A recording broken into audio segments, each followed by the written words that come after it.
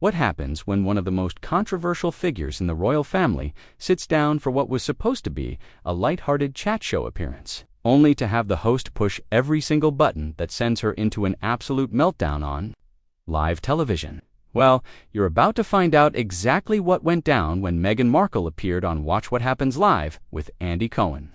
And let me tell you, this was not your typical celebrity interview.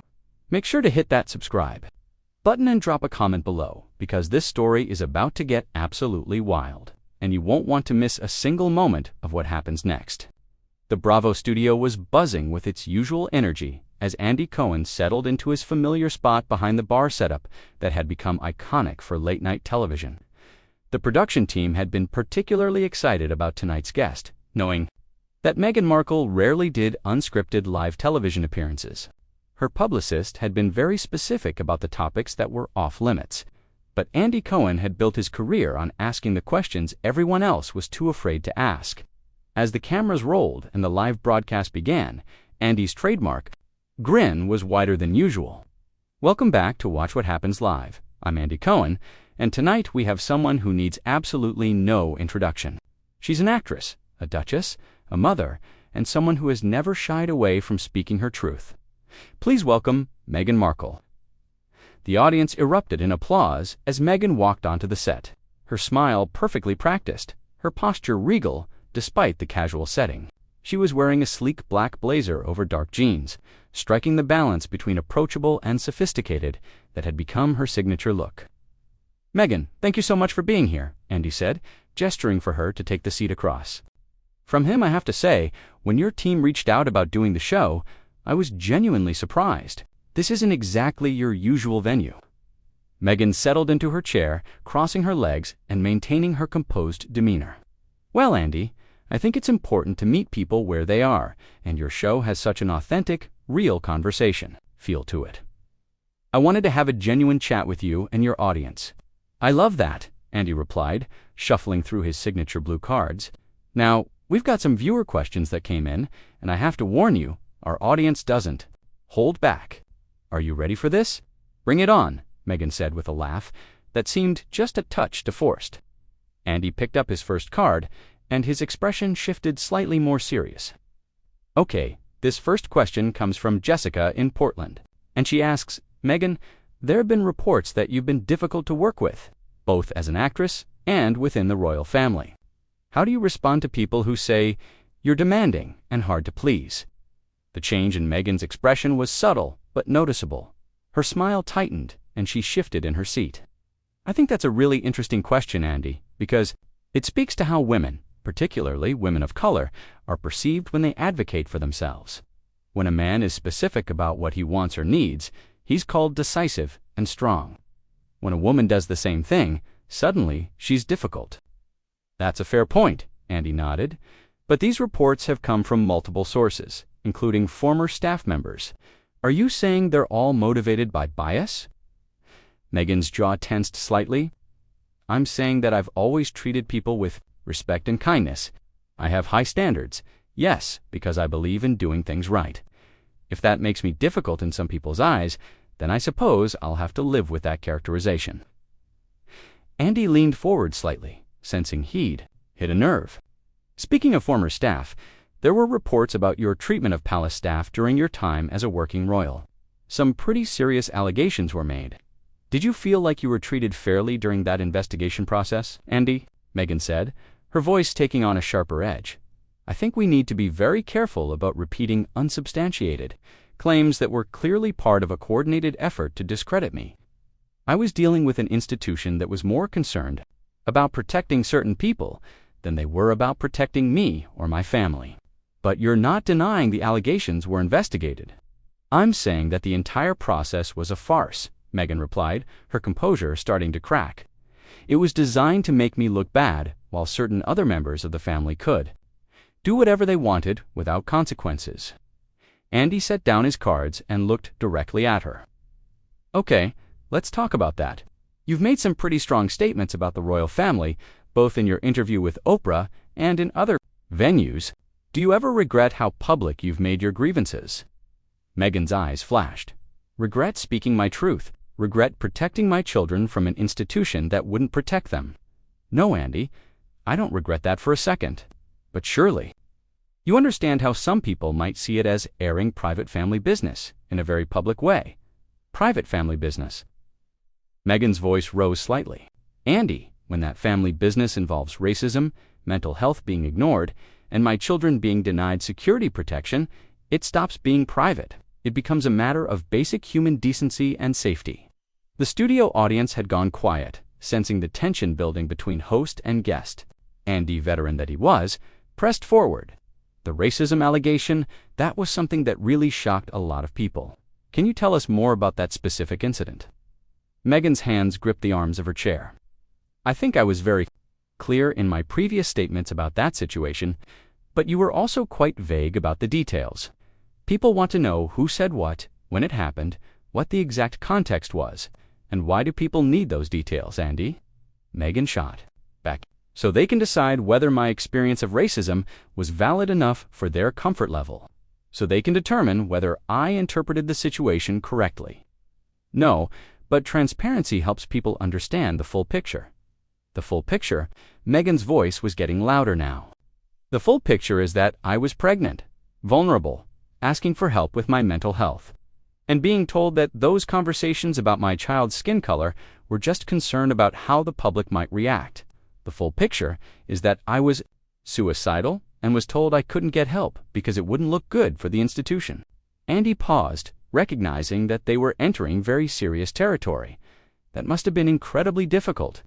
Difficult doesn't begin to cover it, Meghan replied, her emotion now clearly visible. But what made it worse was being told later that I was being too sensitive, that I was imagining things, that maybe I misunderstood what was being said to me. Andy could see that Meghan was becoming increasingly agitated, but he also knew this was exactly the kind of raw, unfiltered moment that made for compelling television. He decided to push just a little harder. Meghan, I hear what you're saying, and I don't want to minimize your experience. But there are people who feel like you knew what you were getting into when you married into the royal family. They wonder why you didn't do more research beforehand. Meghan's eyes went wide with disbelief. Are you seriously asking me why I didn't research racism better before I got married? Are you asking why I didn't prepare myself more thoroughly for being treated like a second-class citizen? I'm asking whether you had realistic expectations going into that situation. Realistic expectations? Meghan stood up from her chair, her composure completely shattered now. My realistic expectation was that my husband's family would treat me with basic human decency.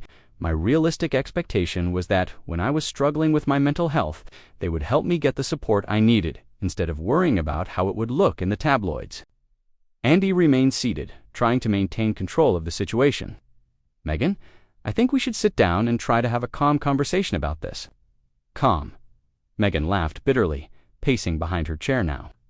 Andy, do you know what it's like to have people constantly tell you to be calm when you're describing the worst period of your life? Do you know what it's like to have your trauma questioned and dissected by people who weren't there? The camera operators were getting some incredible footage, and Andy knew his producers were probably thrilled, but he was starting to worry about where this was heading. Still, he couldn't resist pushing one more button. I'm just trying to get to the truth here, Meghan. And the truth is that there are always two sides to every story. Two sides. Meghan whirled around to face him. Directly, what's the other side of racism, Andy? What's the other side of denying someone mental health treatment? What's the other side of refusing to protect children from death threats? The other side might be that the institution has protocols and procedures that exist for good reasons. Protocols that protect everyone except me and my children. Apparently, Meghan shot back. Protocols that somehow didn't apply when it came to protecting Andrew or Charles or William when they had their scandals. Andy shifted uncomfortably in his seat. That's a pretty serious accusation you're making. It's not an accusation. It's an observation. Where were the protocols when Andrew's connections were making headlines? Where were the procedures when Charles was caught having affairs? Where was the concern about the institution's reputation then? Those are different situations. Different how? Meghan demanded, moving closer to Andy's desk. Different because those men are white. Different because they were born into the family instead of marrying into it. Different, because their mistakes were seen as human failings while my existence was seen as a threat. The studio audience was completely silent now, watching this unprecedented meltdown unfold in real time. Andy tried to regain control of the interview. "Meghan, I think you're conflating several different issues here. Can we focus on one thing at a time?" "No, we cannot focus on one thing at a time," Meghan replied, her voice rising to near shouting levels. "Because these issues are all connected. The racism, the media attacks, the lack of protection, the institutional indifference to my mental health. It's all part of the same system that was designed to keep people like me in their place. People like you, meaning you know exactly what I mean. Andy, don't play dumb with me right now." Andy took a deep breath, realizing he needed to try a different approach. "Look, Meghan, I can see you're upset, and I understand why these topics are painful for you. But you chose to come on this show. You chose to put yourself in this position to be asked these questions." That comment was apparently the final straw. Meghan's face went red with fury. "I chose to put myself in this position," she screamed.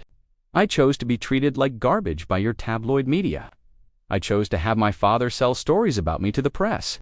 I chose to have people question whether my children deserve security protection. That's not what I meant, and you know it. Do I know it, Andy? Because right now, it feels like you're doing exactly what everyone else does, which is blaming me for other people's behavior toward me." Andy stood up now too, matching her energy. "I'm not blaming you for anything. I'm trying to have an honest conversation with you about choices and consequences." Choices and consequences.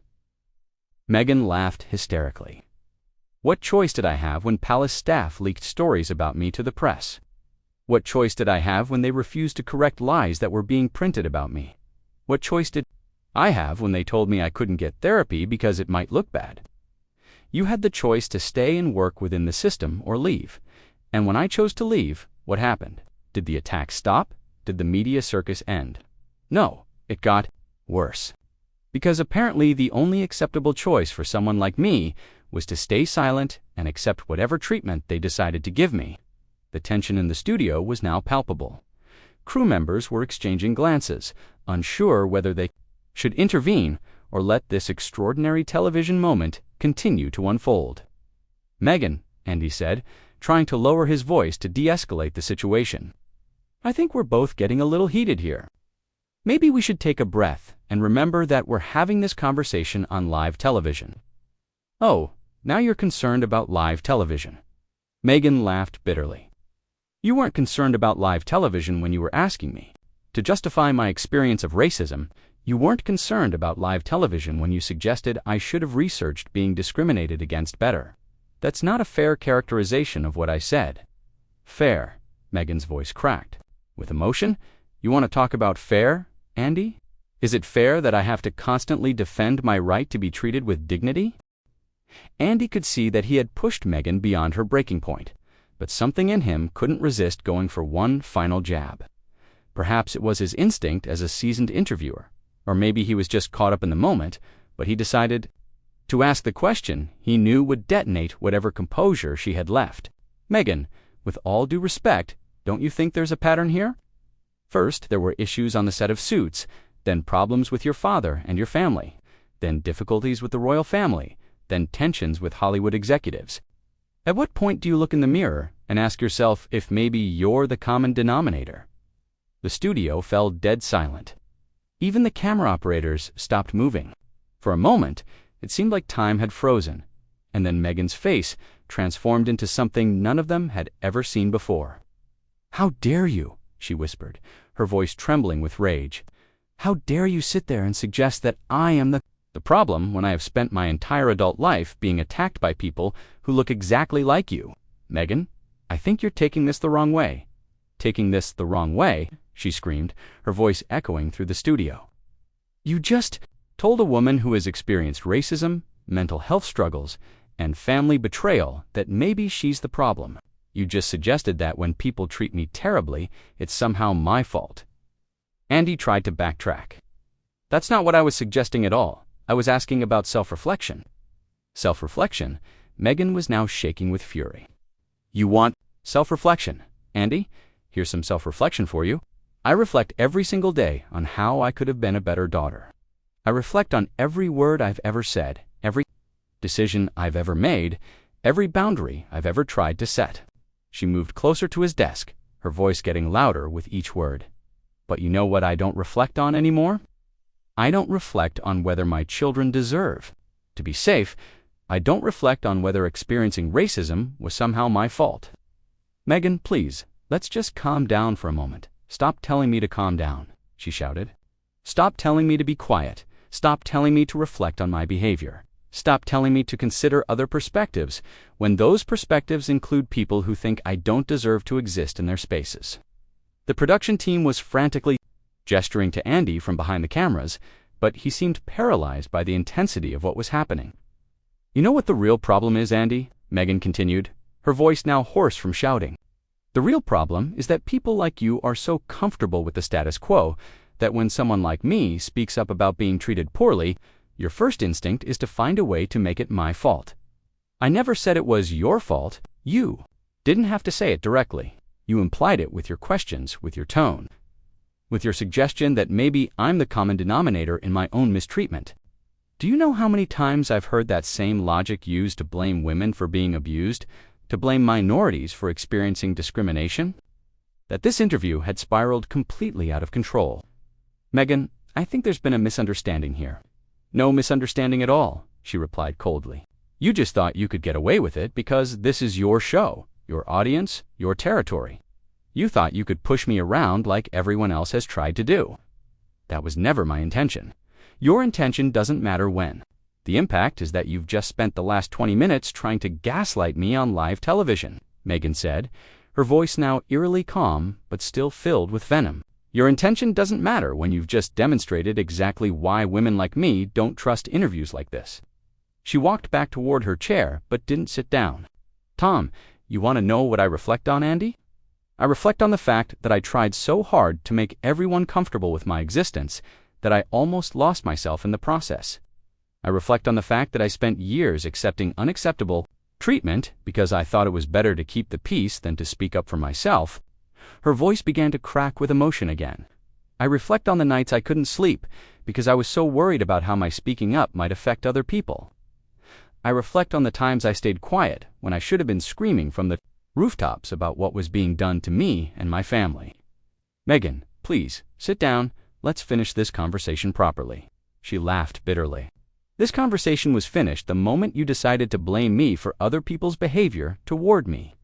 This conversation was finished the moment you suggested that maybe I deserved the treatment I've received." She started walking toward the exit, then stopped and turned back one more time. "You know what's really sad about all of this, Andy? I came here tonight hoping to have a real conversation with someone I thought might understand what it's like to be different in spaces that weren't designed for people like us. I thought maybe you, as someone who has faced your own challenges in this industry, might have some empathy for what I've been through." "I do have empathy for you." "Don't," she said quietly, "because if you had empathy, you wouldn't have spent this entire interview trying to find ways to make my pain more palatable for your audience." With that, Meghan Markle walked off the set of Watch What Happens, Live, leaving Andy Cohen sitting alone at his desk, staring at the cameras that were still rolling, capturing every moment of what had just become one of the most explosive television interviews in recent memory. The studio remained silent for several long seconds before Andy finally looked directly into the camera. "Well," he said, his voice barely above a whisper, "that certainly wasn't what any of us expected tonight. And there you have it, one of the most intense celebrity meltdowns ever captured on live television. What do you think pushed Meghan over? The edge, Andy's questioning style, or the weight of everything she's been carrying? Drop your thoughts in the comments below, and make sure to subscribe for more incredible stories like this one."